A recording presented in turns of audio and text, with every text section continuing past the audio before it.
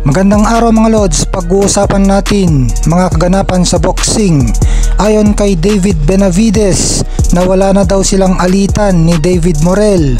Maalalang mainit ang dugo nila sa isa't isa pagpasok sa laban at sa mismong laban. Pero pagkatapos ng laban kung saan nanalo si Benavides via unanimous decision, ay tapos na daw ang hidwaan nilang dalawa. Hindi naman daw gawa-gawa lang naging alitan nila. Personal pa nga daw yun. Kaya naging magandang bakbakan ang naging laban nila. At maski nakasanayan ni Morrell na ikutin ang buong ring kapag lumalaban, pero dahil mainit daw sila sa isa't isa, ay nakipagharap-harapan si Morrell kay Benavides. Kaya maganda ang resulta ng salpukan nila. Pero ngayon nga tapos na daw ang alitan nila.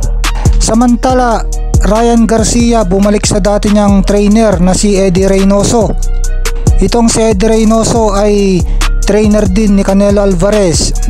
Bumalik nga si Ryan Garcia pagkatapos makipaghiwalay sa trainer niyang si Derrick James, na trainer naman ni Errol Spence Jr. Dalawang laban ang pinagsamaan nila ni Derrick James. Ito yung laban ni King Ray kina Oscar Duarte at Devin Haney.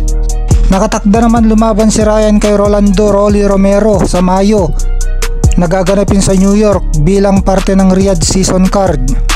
Wala naman daw silang masasabi kay Derrick James, mahusay na trainer naman daw ito. Pero mas gusto daw nila ang lugar ni Eddie Reynoso sa Southern California. Mas safe daw kasi ito kaysa sa Texas.